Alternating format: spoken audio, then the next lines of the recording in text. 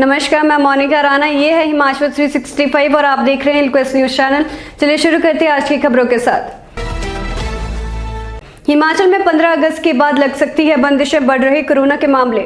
जिला हमीरपुर में शुक्रवार को 8 लोग निकले corona positive. CM Jairam Thakur बोले, विपक्ष बिखरा हुआ कुनबा, नेता बनने की होड़ में सभी। प्रदेश विधानसभा का मानसून सत्र अनिश्चितकाल के लिए स्थगित। 10 दिन में 46.12 घंटे चली चर्चा। हिमाचल में आज भारी बारिश, मौसम विभाग ने जारी किया अलर्ट। 19 तक चलेगा वर्षा का दौर। किन्नौर निगुलसरी भूस्खलन, तीसरे दिन रेस्क्यू टीम ने निकाले 2 और शव, अन्य लापता लोगों की तलाश जारी।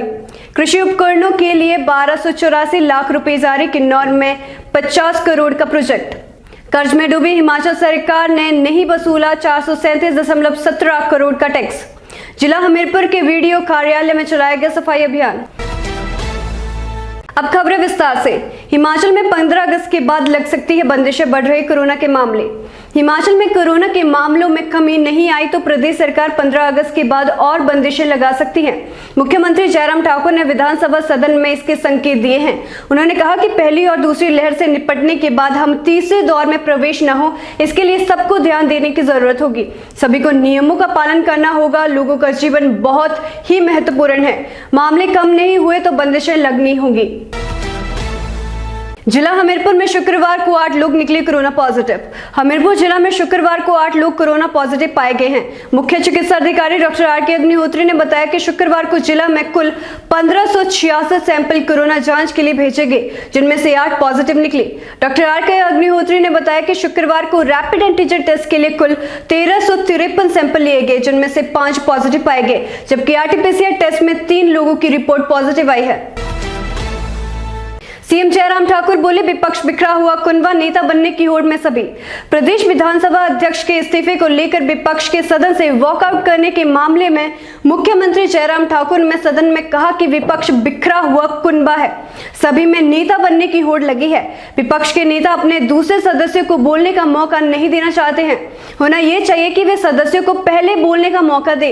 उन्होंने वर्षों तक सदन में विपक्ष के नेताओं की कार्य प्रणाली देखी है। अनावश्यक और ज्यादा बोलने से कोई नेता नहीं बन जाता है। विषय कुछ और होता है और विपक्ष की ओर से बोला कुछ और ही जाता है। विपक्ष का काम सुझाव देना होता है। ऐसा लगता है कि देश को संचालित करने का ठेका जैसे इन्होंने ही लिया है। मुख्यमंत्री ने कहा कि विधानसभा अध्यक्ष संवैधानिक पद है, उनकी ओर से किए गए व्यवहार पर सत्ता पक्ष को आपत्ति है। अध्यक्ष को हटाने के लिए 14 दिन पहले नोटिस दिया जाता है। यह नोटिस सत्र के अंतिम दिन दिया है। वैसे भी इसके लिए 1/3 बहुमत की आवश्यकता रहती है, तो विपक्ष के पास नहीं है। प्रदेश विधानसभा का मानसून सत्र अनिश्चितकाल के लिए स्थगित। 10 दिन में 46.12 घंटे चली चर्चा।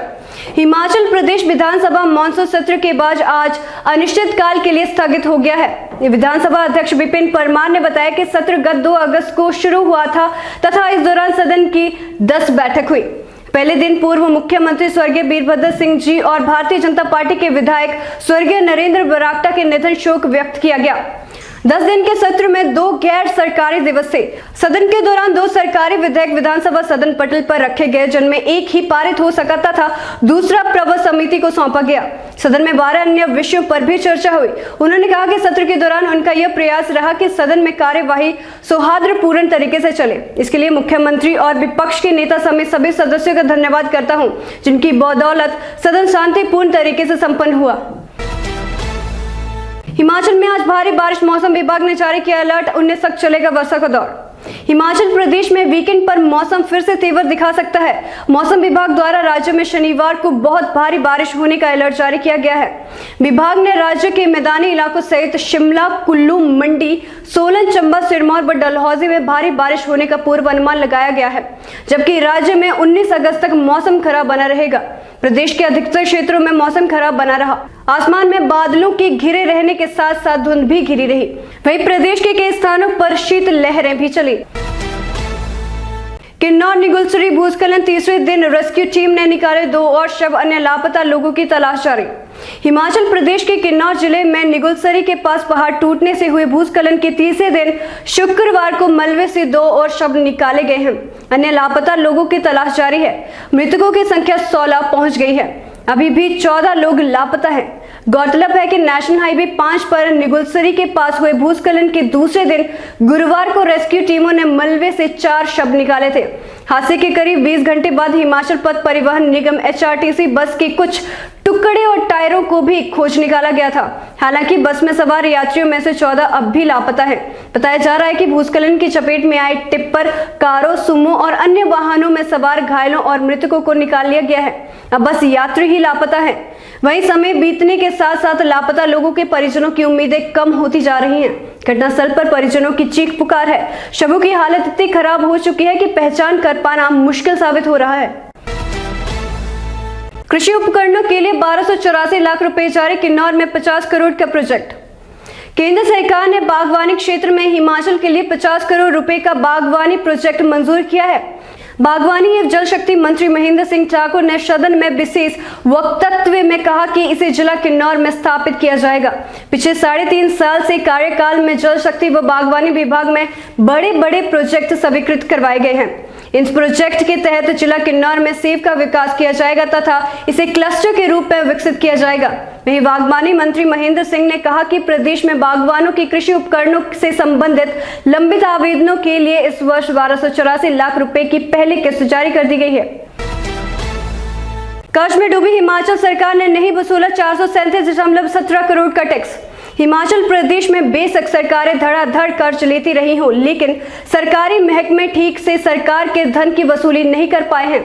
हजारों करोड़ के कर्ज में डूबी सरकार ने 437.17 करोड़ रुपए का टैक्स और अन्य शुल्क ही नहीं वसूले। इसका खुलासा शुक्रवार को सदन के पटल पर रखी कैग रिपोर्ट में हुआ है। मुख्यमंत्री जयराम ठाकुर की ओर से पेश वर्ष 2018-19 की इस रिपोर्ट के मुताबिक इस दौरान बिक्री कर, मूल्य वर्धित कर, राज्य आबकारी, मोटर वाहन, यात्री एवं माल कर, वन प्राप्तियों, स्टाम्प शुल्क, टोकन कर, विशेष कर, रॉयल्टी की अल्प वसूली की गई। 1168 मामलों में समग्र 437.17 करोड़ रुपए कम वसूल किए गए। जिला हमीरपुर के BDO कार्यालय में चलाया गया सफाई अभियान। 9 से 15 अगस्त तक चलाए जा रहे स्वच्छता अभियान के अंतर्गत खंड विकास अधिकारी अस्मिता ठाकुर की अगुवाई में खंड विकास अधिकारी कार्यालय परिसर की साफ सफाई की गई और पौधारोपण किया गया।